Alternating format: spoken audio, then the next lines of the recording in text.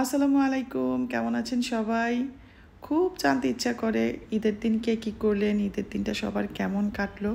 আর এই যে এটা হচ্ছে আমার ঈদের দিন সকালের ভিডিও। আমি কিন্তু সকালে ওই যা করি প্রত্যেক দিন আর কি, প্রথমেই হাতের টুকটাক কাজ সেরে তেহারি চুলায় বসিয়ে দিয়ে এসছি হলো মানি প্ল্যান্ট, ইনডোর ট্রি এগুলোতে একটু পানি ছিটাতে। আসলে সেই ছোটোবেলার ঈদ বা শ্বশুরবাড়িতে করা হই হুল্লোড়ে ভরা আনন্দময় ঈদগুলো তো আর পাবোই না।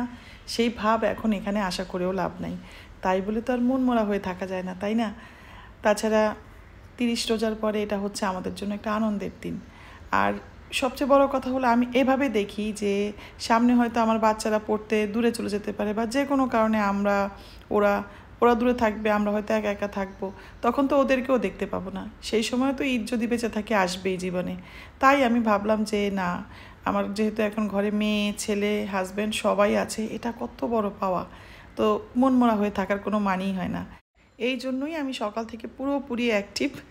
আমি তেহারি বসিয়ে এসেছি, তারপর কাবাবগুলো রেডি করে এসেছি। জাস্ট মাসুম আর অব্র নামাজ থেকে ফিরলেই ওদেরকে এগুলো ভেজে দিব। সকালের নাস্তা আজকে এটাই, কাবাব আর হচ্ছে তেহারি। অব্র খুব পছন্দ করে তেহারি, এজন্য আমি একটু তেহারি বসিয়ে এসেছি। আর এছাড়াও আমি আরও অনেক কিছুই তৈরি করেছি, মানে কাল রাত থেকে আমার এগুলো শুরু হয়ে গেছে। সবার আগে কিন্তু আমি পায়েসটা করেছি, সেটা আমি দিনের বেলায় করেছি। আর সব কিছু কালকে একদম মানে রেডি করে রেখেছি। এই যে এখন কাবাব ভেজে দিচ্ছি। মাসুম আর আয়ন খাবে, খেয়ে ওরা একটু ঘুমাবে। কারণ রোজার দিনগুলোতে তো একটু দেরিতেই ওঠা হয়েছে, তবে আজকে 7:30 ঈদের নামাজ ছিল, এই জন্য ওরা একটু ঘুমাবে। তো খাওয়া দাওয়া শেষ, অব্রও খেয়ে নিয়েছে, মাসুম আগেই শুয়ে পড়েছে। এবার আমি একটু কলিজাটা ভুনা করে নিব। এটা একদম পানি ছাড়া মানে ভুনা ভুনা করব। এটা ছাড়া আর বাদ বাকি সব আমার রেডি। পোলাও আমি বসিয়ে দিয়েছি, একদম সব রেডি।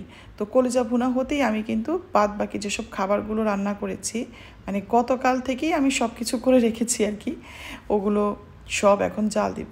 আমি দেখি যে চুলায় জাল দিলে জিনিসটা বেশি ভালো থাকে। এখন যেই গরম পড়ছে, এটা যদি ওভেনে গরম করা হয় তাহলে হয়তো খেতে খেতে আবার নষ্ট বা গন্ধ হয়ে যেতে পারে, যেহেতু এটা আমার সব আগের দিন রান্না করা। তাই আমি এখন সব কিছু চুলায় জাল দিয়ে নিচ্ছি। এরপর সারা দিন কোনো আর কাজ নাই, অনেক দিন পর একদম ফ্রি একটা দিন।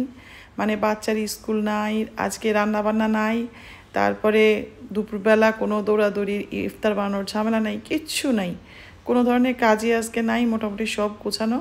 তো সব কিছু হয়ে গেছে।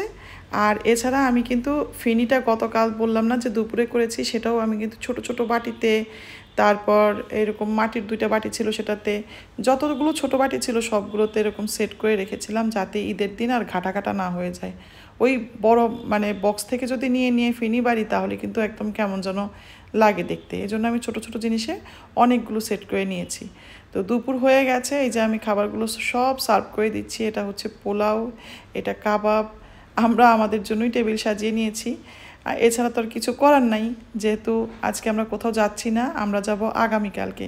মানে ঈদের দিনটা পার করে একদম সকাল সকাল আমরা বাড়িতে চলে যাব, আর সারা দিন সেখানে কাটিয়ে আমরা রাতের বেলা ফিরে আসব।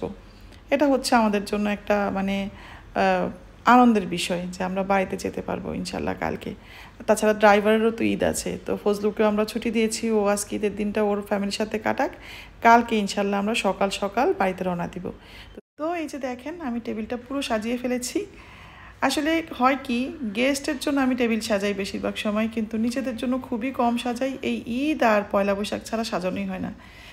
তো দুপুরের মতো আমি কিন্তু রাতের বেলাও সে একইভাবে টেবিল সাজিয়ে নিয়েছি, তবে প্রত্যেকটা খাবারে কভার দিয়ে নিয়েছি, যাতে করে খাবারটা কিছুটা গরমও থাকে, আবার ধুলোবালিও না পড়ে।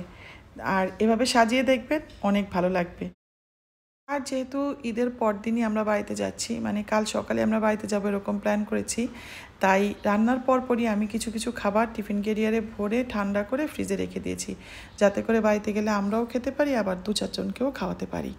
ও সকাল সকাল উঠে একদম রেডি রেডি হয়ে খাবার দাবার নিয়ে আল্লাহর নাম নিয়ে বাড়িতে যাচ্ছি। যদিও শ্বশুর শাশুড়ি কেউই নাই, তারপরে কেউ কেউ তো আছে। আর সবচেয়ে বড় কথা, আমার ঘুঘু ডাকা ঝিঝি ডাকা আলোর রোদে ঘেরা বাড়িটা তো আমাদের জন্য অপেক্ষা করে আছে। তো আজকে এই পর্যন্তই, সবাই খুব ভালো থাকবেন, আল্লাহ হাফিজ।